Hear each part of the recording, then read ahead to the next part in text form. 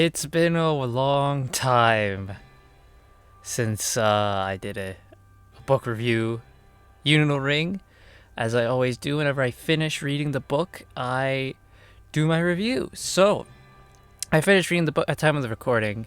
I'm recording this on Tuesday, but this won't go out till like Friday.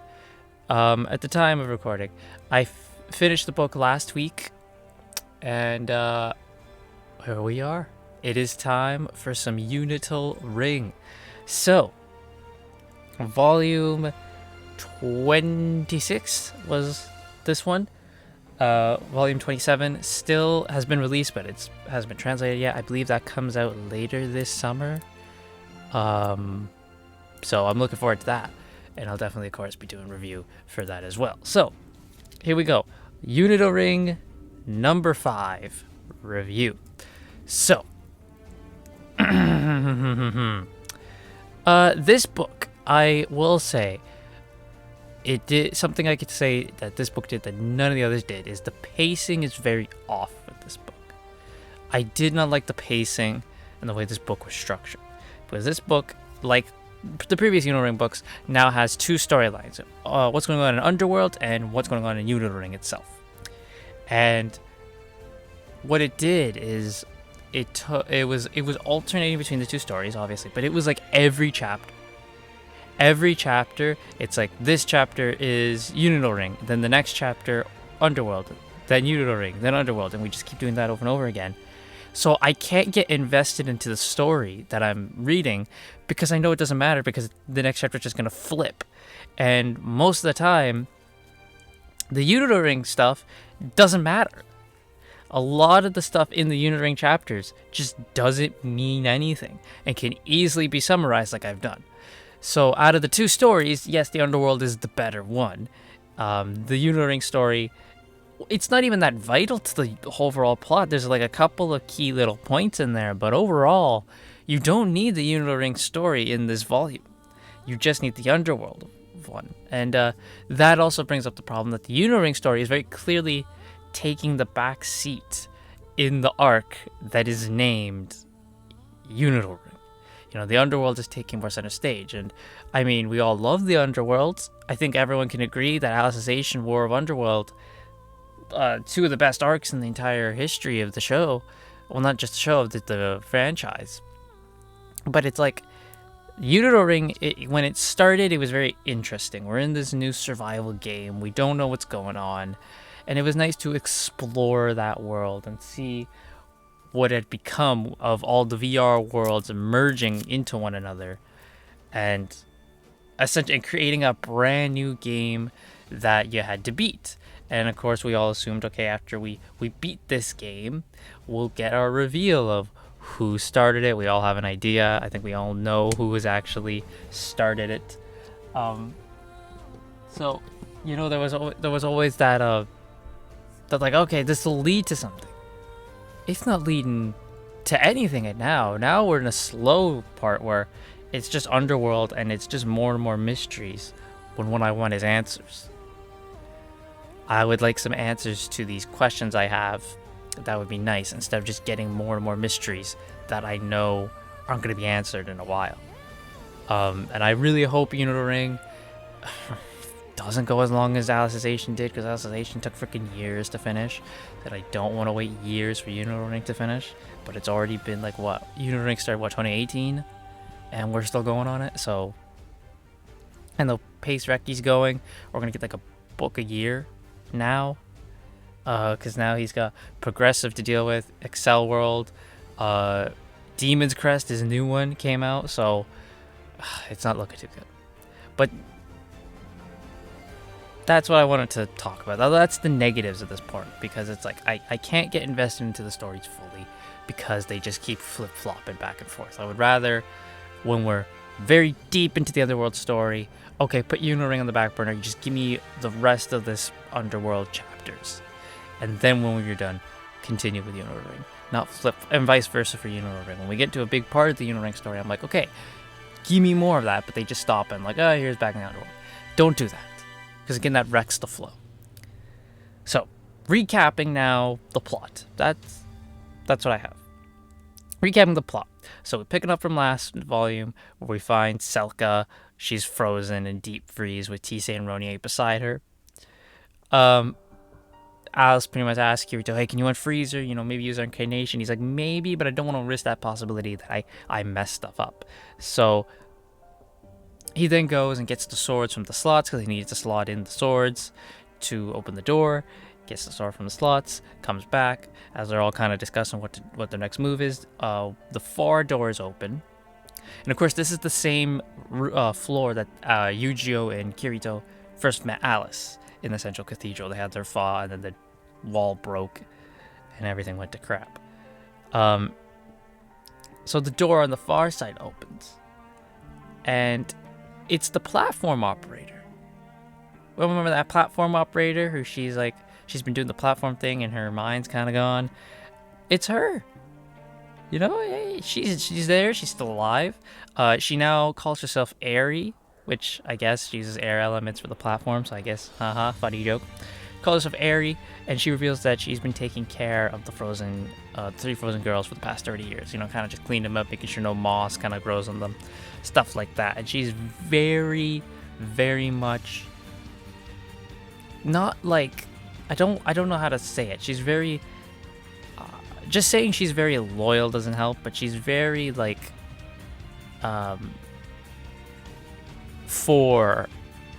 she stands Kirito and Asuna, I guess is the best way to use a modern phrase, where she's like, she sees them and she's so happy to see them. She actually smiles, you know, and she's like, oh, Lord Kirito, Lord Asuna, you've returned.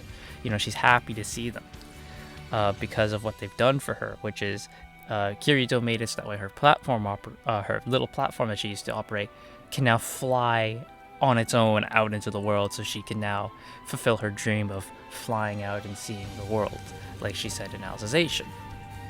And she's a very loyal servant to the Star King and Queen.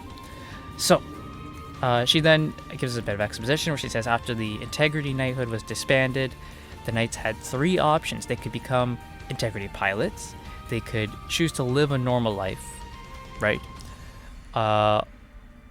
Or they could go into deep freeze. Many of the Knights chose to go into deep freeze. And Selka herself chose to go into deep freeze because she wanted to wait for Alice, and both Roni and Tisei volunteered to go with her so she wouldn't be lonely when she woke up, which is nice. Of course, that begs the question, how do they have a family then? Because they look pretty young. However, both of them went through that same age halting process that most of the Knights go through. They went through that. They're apparently actually 80. They both got married apparently and pregnant very young, so they raised their family, and then when they're like, okay, well, we're 80, our kids have their own kids essentially, you know, we don't really need to be here anymore, we'll stay with you, Selka. So that explains a lot. We don't know who they married. I can only hope and assume that Tisei married Renly.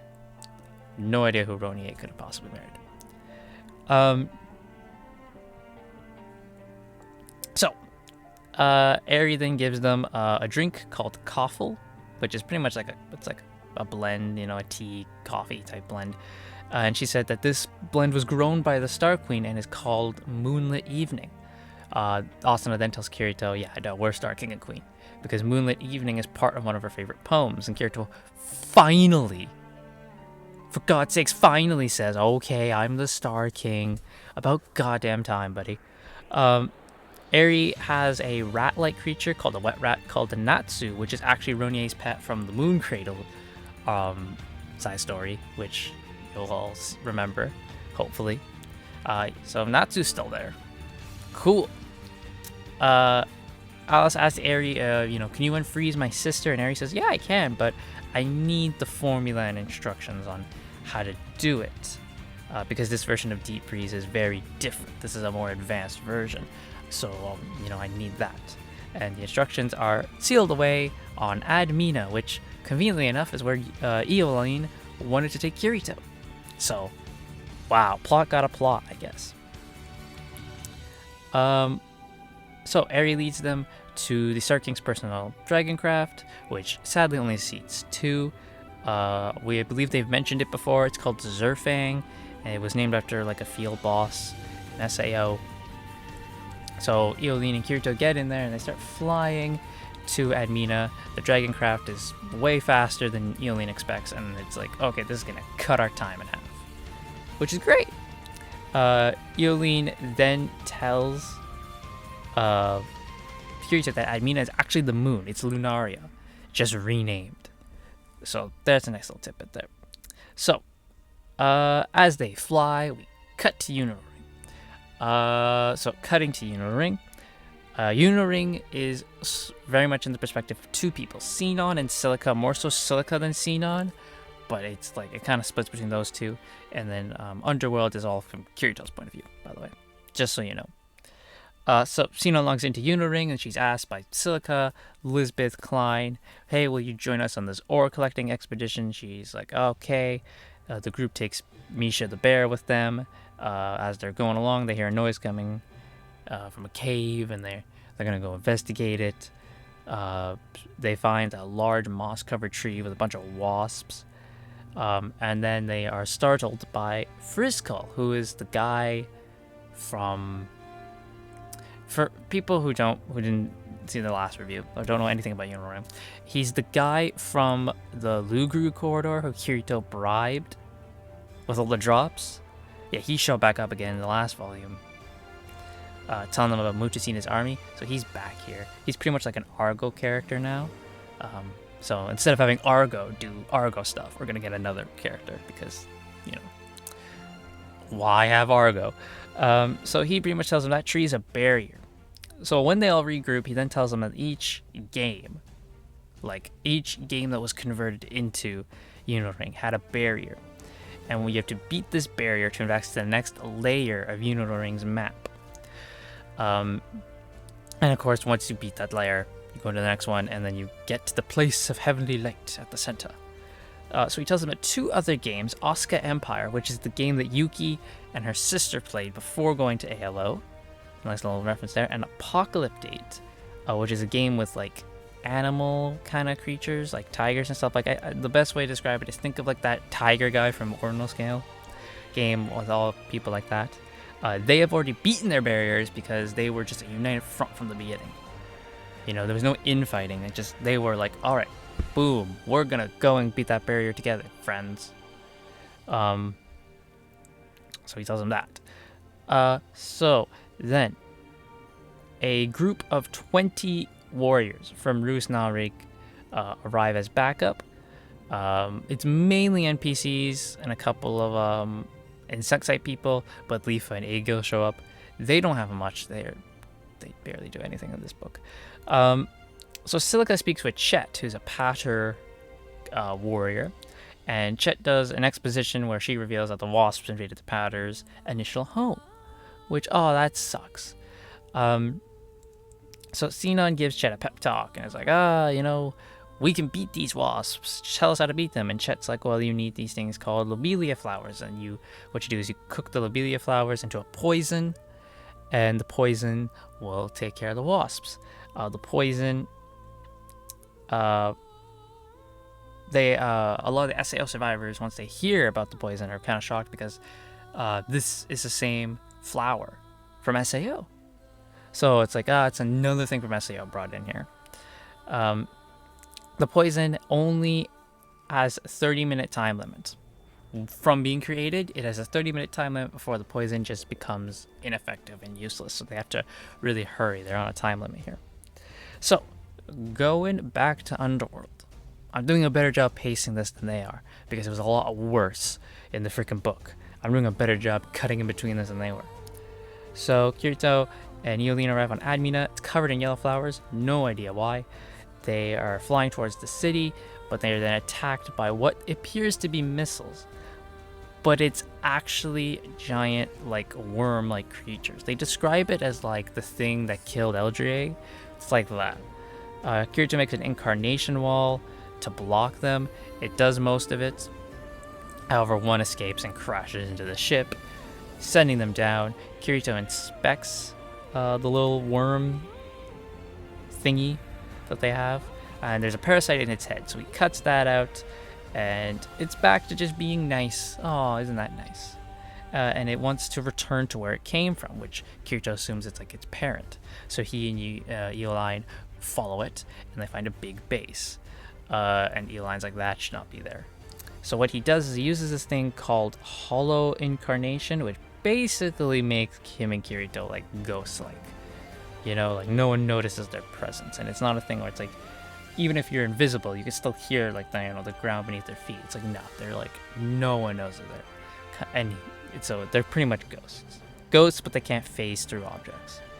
So they sneak you through the back, and then they head for the basement, and then we're coming back to Unital Ring, haha.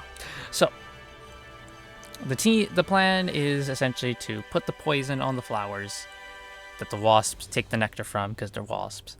So that way the wasps suck the poison up, and then they fall, and they are poisoned, and then they can take care of the rest of those wasps without having to, just eliminating the number of wasps they have to kill, essentially. So the team split up, and they, silently crawl through the flowers and try not to get spotted. Chet, the powder, is spotted, stung, and taken to their nest. Oh no, not Chet. Oh boy. Jeez Louise. So eventually they're like, well, nothing more we can do. So they start their raid, beat down a bunch of the wasps. Eventually, after doing this a while and they're getting headway, they're making some room here, the queen boss shows up, and they have to beat the queen boss. And they're like, oh god damn it. That is not good. So what they do is Silica acts as like a decoy with Misha the bear to get the queen.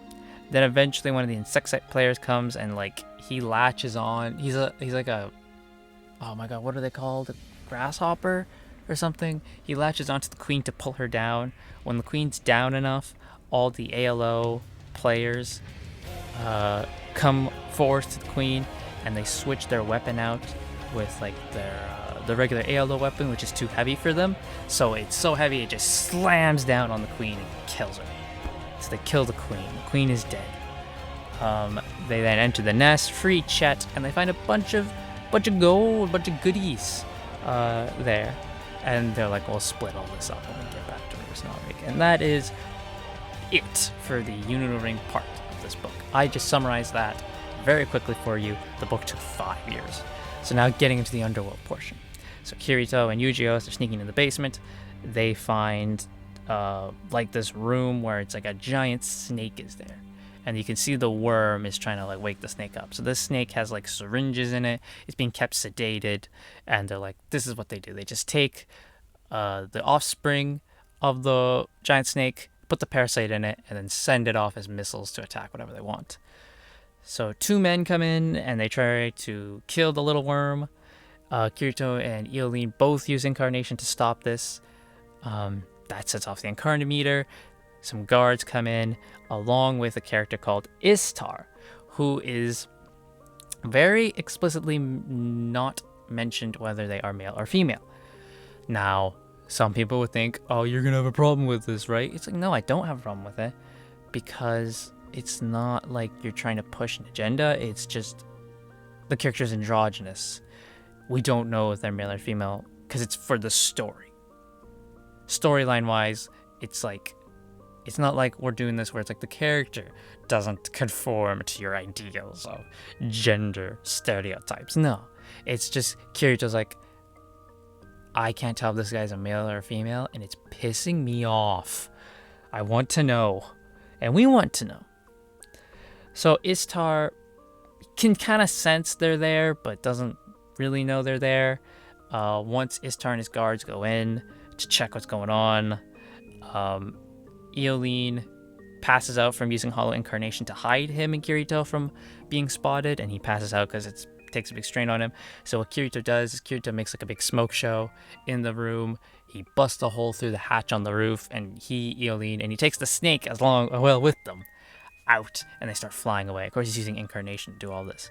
As he's flying away, he gets shot And he looks around and sees Istar also using incarnation flying after him with a freaking gun. There's no guns in Underworld now, which, I mean, it's been like 200 years, you know? So, technology advances. Eoline wakes up, and, you know, he's just like, Istar, he is here to buy time for his lackey to escape. So what's happening at the base is they've set the base to pretty much blow up, and Istar has like a bunch of the people and taking the equipment, loaded up in like a cargo ship, and they're gonna fly away. So, you know, this never happened. So Eoline and Istar start battling. We learn that they know each other, they have a past, you know. So Kirito's got 3 problems. He's got to stop the cargo ship, he's got to stop the base from exploding, because that's evidence, and 2 ships are coming to them to attack. So he's got 3 problems, and he's like, I can't deal with all this at once. I need help. So he thinks about Alice and Asuna. He's like, I can use their help, but they're stuck all the way on the other planet. How do I get them? He then remembers Cardinal's little teleport doors. As you remember, Cardinal, she kept coming through the doors. So he does it. He just thinks about Alice and Asuna. He's like, I want to see Alice and Asuna. I want them to come here. And the door opens, and they come through. Huzzah! So then all 3 of them take care of the problem. Asuna stops the base from exploding using her Stacia power to lift it up. Alice cuts the wings of the cargo ship so it's stuck. And then Kirito uses the Blue Rose Sword to freeze the ships, and they go crashing down. So now Ishtar and Eoline, they have a standstill. Both their swords break, and you're like, aha, it's 4v1 and your weapon's broken. Ishtar then reveals that the sword isn't actually their main weapon, it's the gun. They use Release Recollection. Is it Release Recollection or is it Enhance Armament? It's Enhance Armament, sorry. And fires the gun into the air, and it creates like an anti-incarnation zone, so everyone starts falling. Ishtar uses air elements to stop their fall, gets their guards out from the frozen ships, and books it out, and that's it for Ishtar. Everyone's falling. They're like, oh my god, what are we going to do? We're going to die. Eventually, the big worm wakes up, finally out of its comatose state, and it saves them, the big snake. And it also reveals it was guarding, that big freaking snake was guarding the instructions for the deep freeze art. How convenient. So Kirito uses the teleport doors, gets them all back to the central cathedral, along with the plane, of course. They go, and inside the box, because it was in a box, is the scroll with the art, and then 3 bottles which just pour what the liquid in this bottle on, and it nullifies the art. Because it was pointed out to me, I was like, why the hell is that there? That's convenient for the plot. It's because Reki doesn't want you to know what the art is yet. Trying to keep that a mystery. I'm like, makes sense. So Alice pours one on Selka. Selka wakes up. Reunite of the sisters. It's so nice. Kirito pours it on Ronier. Asuna pours it on Tisei. They wake up. They're happy to see him. And we end the book with Tisei and Ronier. They're awake now, and they look at Eoline, and they're like, ooh, and that's where we left off. That's Unital Ring number 5. Overall, I liked the book. Like I said, the pacing was awful, and the Unital Ring story really offers nothing other than the fact that the map is multi-layered, and a couple of the games that are in them. Other than that, Unital Ring story, utter useless. The Underworld storyline, loved it. It was real fun. So I'm going to give the book an 8 out of 10. Like I said, it's not bad. I like the story. Very, very good. I'm intrigued in the Underworld bit, obviously way more than I am the Unital Ring bit. And yeah, so that's what I give Unital Ring number 5, Sword Art Online Volume 26, an 8 out of 10. Well, if you have read the book, what did you think of it? Let me know in the comments down below. And if you haven't read the book, go pick it up. It's very nice, especially for Sword Art Online fans. So that's going to do it for this time. I hope you all enjoyed, and I'll see you next time.